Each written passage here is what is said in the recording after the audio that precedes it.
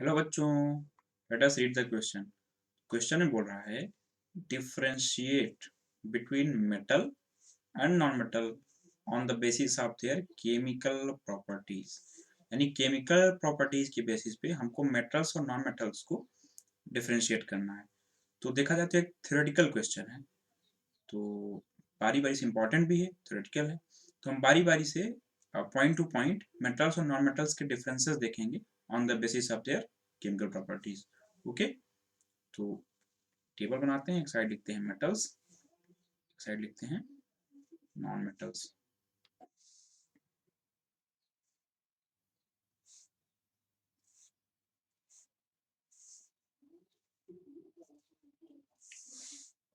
तो इस साइड हम डिस्कस करेंगे मेटल्स को, ठीक है। इस साइड हम डिस्कस करेंगे नॉन मेटल्स को। अब हमने बेसिक प्रॉपर्टीज ऑफ मेटल्स और नॉन मेटल्स पढ़ी है, क्योंकि केमिकल प्रॉपर्टीज के बेसिस पे मेटल्स और नॉन मेटल्स में क्या डिफरेंसेस हो सकते हैं, तो पॉइंट टू पॉइंट हम लोग समझेंगे। तो अगर ऐसे तो डिफरेंसेस कई सारे होते हैं, हम कुछ पॉइंट्स को डिस्कस करेंगे। तो अगर पहले डिफरेंस की बात की जाए तो मेटल्स जनरली इलेक्ट्रो पॉजिटिव होते हैं और नॉन मेटल्स इलेक्ट्रोनिगेटिव। तो metals are generally electropositive. Electropositive मतलब कि उनकी जो टेंडेंसी होती है इलेक्ट्रॉन्स को लूज करने की। इलेक्ट्रॉन्स को लूज करके बॉन्ड फॉर्मेशन की टेंडेंसी मेटल्स की होती है, और नॉन मेटल्स जो होते हैं वो इलेक्ट्रोनेगेटिव होते हैं।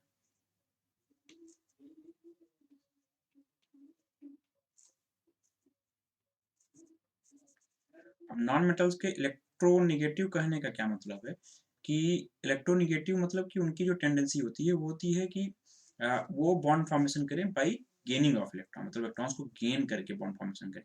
उनकी टेंडेंसी होती है टू एक्सेप्ट द इलेक्ट्रॉन्स, इसलिए वो इलेक्ट्रोनेगेटिव होते हैं। दूसरे पॉइंट डिफरेंस की बात की जाए तो मेटल्स जो होते हैं वो बनाते हैं बेसिक ऑक्साइड्स, यानी उनकी जो ऑक्साइड्स होती हैं उनका जो नेचर होता है वो बेसिक होता है। अब बेसिक होता है हम कैसे जानेंगे, तो मेटल के ऑक्साइड्स को जो हम वाटर में डिसॉल्व करते हैं तो वो एसिड्स बनाते हैं। हमको टेस्ट करना है कि वो एसिडिक है या बेसिक है, तो हम लिटमस पेपर या किसी भी एसिड बेस इंडिकेटर का यूज कर सकते हैं। तो मेटल्स फॉर्म बेसिक ऑक्साइड। अच्छा, जो बेसिक ऑक्साइड बनाता है ये आयनिक होता है, ठीक है। Which are ionic. आयोनिक मतलब ट्रांसफर ऑफ इलेक्ट्रॉन्स के फॉर्मेशन होता है बेसिक ऑक्साइड्स का, यानी मेटल ऑक्साइड्स का। एग्जाम्पल के लिए अगर देखा जाए तो एक मेटल ऑक्साइड जैसे मान लीजिए कैल्शियम ऑक्साइड या फिर सोडियम ऑक्साइड, ये बेसिक ऑक्साइड्स, ठीक है। नॉन मेटल ऑक्साइड्स एसिडिक और न्यूट्रल ऑक्साइड्स होती हैं।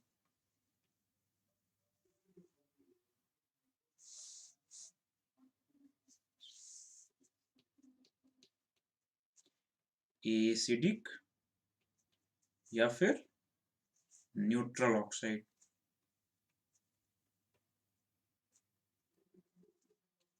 जो कि जनरली कैसे होते हैं, कोवेलेंट होते हैं। कोवेलेंट मतलब शेयरिंग ऑफ इलेक्ट्रॉन से बने होते हैं, ठीक है। अब इनके एग्जांपल्स की बात की जाए तो कौन सा ऑक्साइड नॉन मेटेलिक ऑक्साइड है जो एसिडिक होता है, तो जैसे कार्बन डाइऑक्साइड है, ये नॉन मेटेलिक ऑक्साइड है लेकिन ये एसिडिक होता है, ठीक है। और न्यूट्रल ऑक्साइड के एग्जांपल की बात करें तो कार्बन को जब इनसफिशिएंट ऑक्सीजन में बर्न किया जाता है तो कार्बन मोनोऑक्साइड बनाता है, जो कि एक न्यूट्रल ऑक्साइड है, ठीक है। तो इस पॉइंट में डिफरेंस केमिकल्स और मतलब मेटल्स और नॉन मेटल्स में क्लियर हो गया ना। वही नेक्स्ट पॉइंट देखते हैं। नेक्स्ट पॉइंट की बात की जाए तो मेटल्स जो होते हैं वो डिस्प्लेस करते हैं हाइड्रोजन फ्रॉम वाटर। यानी वो वाटर से रिएक्ट करते हैं और वाटर से हाइड्रोजन को डिस्प्लेस करते हैं। उदाहरण के तौर पे देखा जाए तो जैसे सोडियम सोडियम जब वाटर से रिएक्ट करता है तो बनाता है sodium hydroxide plus hydrogen gas. यानी यहाँ पर ये सोडियम जो है यहाँ से हाइड्रोजन को रिप्लेस कर रहा है। जो नॉन मेटल्स होते हैं उनकी अगर हाइड्रो वाटर से रिएक्शन की बात की जाए तो नॉन मेटल्स वाटर से रिएक्ट ही नहीं करते।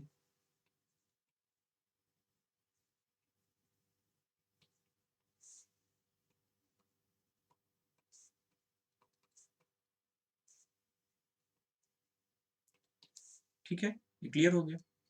अब अगले पॉइंट के डिफरेंस की बात की जाए।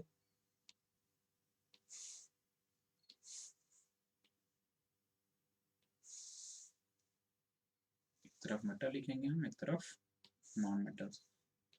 तो अगले पॉइंट डिफरेंस की बात की जाए तो जो मेटल्स होते हैं वो डिस्प्लेस करते हैं हाइड्रोजन को फ्रॉम डाइल्यूट एसिड्स।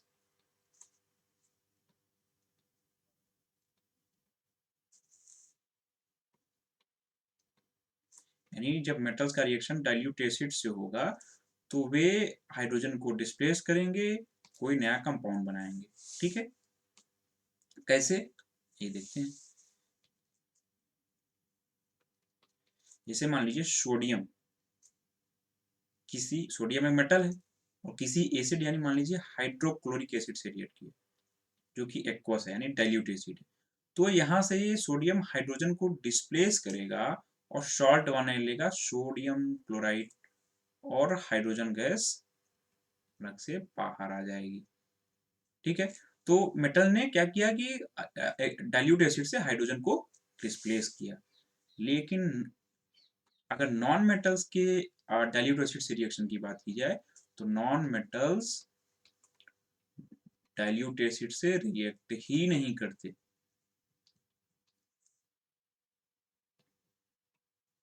ठीक है,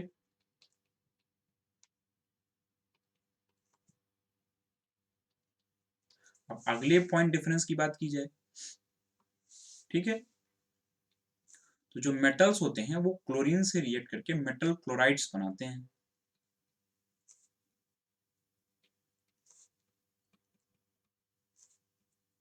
ठीक है, फॉर्म मेटल क्लोराइड। अब ये मेटल क्लोराइड्स जो होते हैं ये आयनिक होंगे या कोवेलेंट होंगे। ये आयनिक होते हैं। आयनिक मतलब हमने बताया था जो ट्रांसफर ऑफ इलेक्ट्रॉन से बनते हैं। और जो नॉन मेटल होते हैं वो भी रिएक्ट करके क्लोरीन से नॉन मेटेलिक क्लोराइड्स बनाते हैं।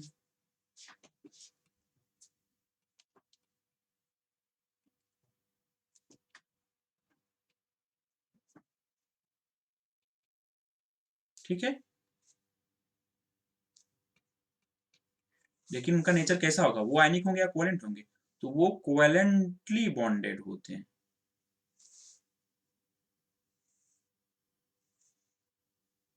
ठीक है,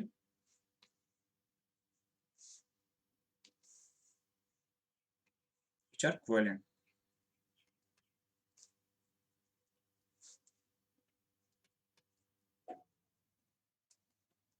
अब अगले पॉइंट डिफरेंस की बात की जाए तो हम मेटल्स और नॉन मेटल्स की हाइड्रोजन से रिएक्टिविटी के बेसिस पे भी एक डिफरेंस बता सकते हैं।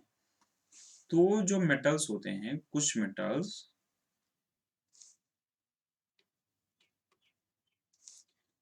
रिएक्ट करते हैं हाइड्रोजन के साथ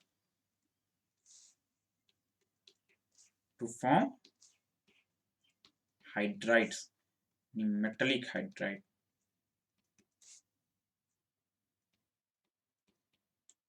उदाहरण के तौर पे अगर देखा जाए तो जैसे सोडियम है, सोडियम जब हाइड्रोजन गैस से रिएक्ट करता है तो बनाता है सोडियम हाइड्राइड। अब ये सोडियम हाइड्राइड कैसा होगा, ये आयनिक होता है। नॉन मेटल्स की बात की जाए तो नॉन मेटल्स भी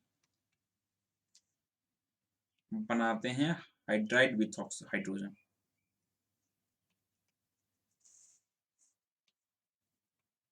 लेकिन इनकी जो हाइड्राइड्स होती हैं वो आयनिक नहीं होती। इनकी हाइड्राइड्स जो होती हैं वो होती हैं कोवेलेंट। एग्जाम्पल के लिए बात की जाए तो जैसे क्लोरीन है। क्लोरीन एक नॉन मेटल है। जब ये हाइड्रोजन से रिएक्ट करता है तो बनाता है हाइड्रोजन क्लोराइड। लेकिन क्या ये आयनिक है? नहीं, ये कोवेलेंट होता है।